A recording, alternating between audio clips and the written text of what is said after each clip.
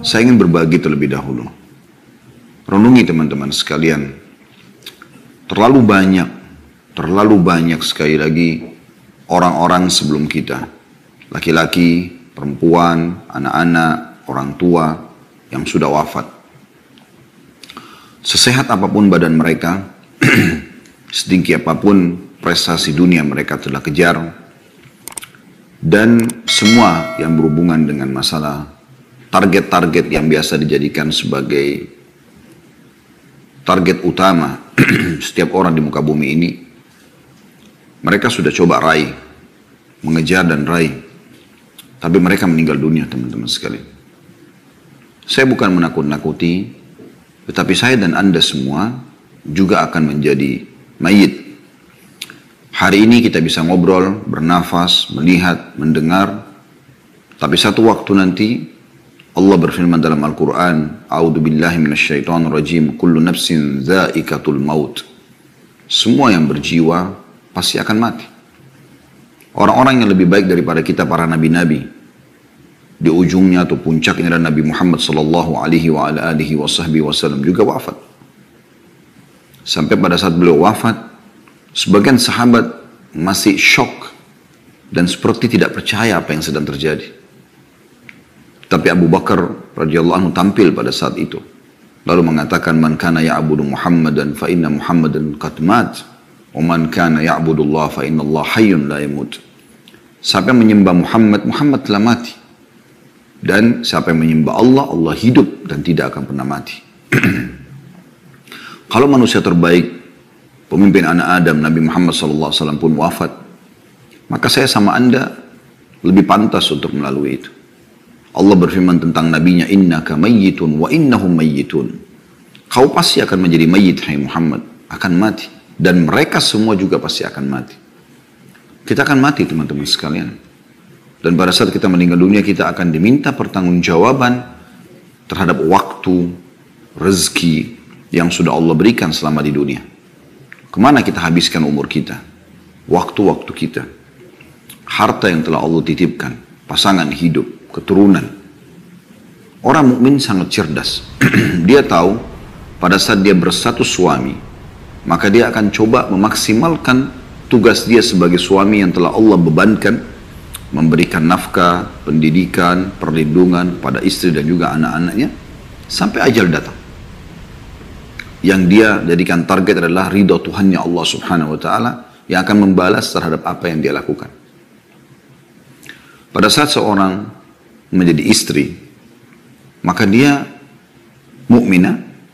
Tentunya kita bicara sosok mukminah, dan kita berharap wanita-wanita yang mengikuti acara kita ini juga termasuk dalamnya. Pada saat menjadi seorang istri, target dia adalah bagaimana mendapatkan ridho Tuhannya, bagaimana dia melayani suaminya, mentaatinya, izin kalau mau keluar, memenuhi kebutuhannya, menjaga amanah rumah dan anak-anaknya, hanya sampai ajal datang. Dan ajal pasti datang. Orang tua juga pada anak begitu. Dia bertugas sebagai orang tua, memberikan pendidikan yang terbaik dan menjadikan anak-anaknya sebagai amal jariah buat dia sampai ajal datang. Sosok anak juga seperti itu. Dia bertugas sebagai anak sampai ajal dia datang. Bagaimana dia menjadi anak yang patuh, yang bakti, memenuhi kebutuhan orang tuanya. Begitu juga yang lainnya. Pimpinan perusahaan, pimpinan negara, masyarakat terhadap pemimpinnya, sahabat terhadap sahabatnya, tetangga terhadap tetangganya. Semua itu teman-teman, semasa ajal belum datang, maksimalkan dengan kebaikan-kebaikan. Karena Allah mengekalkan dalam Al-Quran dan tidak akan pernah salah. وَمَنْ يَعْمَلْ مِثْقَالَ ذَرَّةٍ خَيْرًا يَرَهُ. Siapa yang berbuat seperti biji sawi dari kebaikan, pasti dia akan lihat dan dia akan terima balasannya. وَمَنْ يَعْمَلْ مِثْقَالَ ذَرَّةٍ شَرًّا يَرَهُ. Dan siapa yang berbuat seperti biji sawi dari keburukan, dia pasti akan diperlihatkan dan diminta pertanggungjawabannya. Penyesalan selalu terakhir teman-teman sekalian. Dan jangan Anda tiba di penghujung itu baru ada menyesal. Para ulama mengatakan bahwasanya fenomena yang sedang terjadi, misal orang bisa merasakan suka dukanya kehidupan, terutama dukanya misalnya sakit, gangguan orang, ya, Apa saja yang mungkin Anda pernah alami selama hidup Anda. Anda lagi jalan ke seleo, Anda flu, Anda demam, ada orang utang tidak bayar, ada gangguan orang yang menggunjing, yang memfitnah. Semua orang kena. Semua itu peringatan dari Allah Subhanahu wa Ta'ala. Bahwasanya di dunia ini hanya sebagai peringatan. Di akhirat akan ada siksaan yang abadi, yang sangat menyakitkan. Penyesalan pada saat itu tidak berguna lagi. Kalau Anda mau live, kalau Anda tidak mau live, sudah ada siaran ulang insya Allah. Anda bisa dilihat di playlist YouTube tentang bedah buku Rasulullah SAW cerita tentang surga dan neraka. Bercerita tentang surga dan neraka. Masing-masing 30 pasal sekian. Renungi teman-teman sekalian, itu bukan sebuah dongeng, tapi kepastian. Kita semua akan menuju kepada Tuhan kita. Pertanyaan sederhana, sampai kapan kita terus dalam pelanggaran-pelanggaran? Sampai kita meninggal seperti orang-orang terdahulu sebelum kita.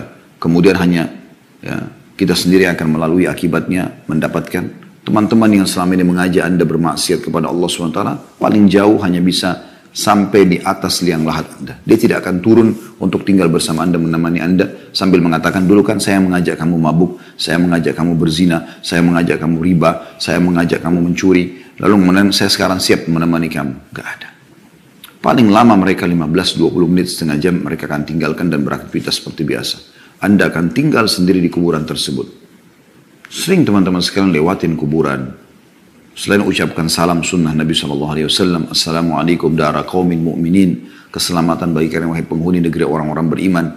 Ya, antumus sabiqun, nahnu insyaallah bikum lahiqun. Kalian telah mendahului kami akan menyusul kalian. Ghafarallahu mustaqdimina minkum wal mustakhirina minna. Semoga Allah memaafkan orang-orang terdahulu di antara kalian yang sudah mati duluan, dan orang-orang yang di antara kami akan menyusul. Dan jadikan sebagai ibrah, pelajaran. Lihat, gundukan tanah dan batu nisan itu, di dalamnya orang seperti kita dulu. Persis seperti itu. Yang perempuan, yang laki-laki. Cuma mungkin beda suku, beda postur tubuh, beda warna kulit, tapi sama, manusia. Judulnya manusia. Kita pun akan sama dengan mereka.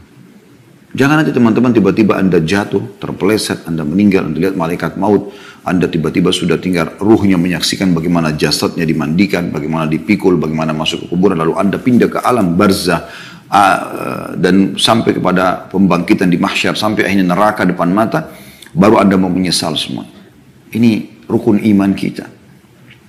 Oleh karena itu teman-teman, mari sama-sama kita coba. Saya juga sama dengan Anda. Sama-sama kita sedang coba menyempurnakan hijrah kita kepada Allah Subhanahu wa Ta'ala.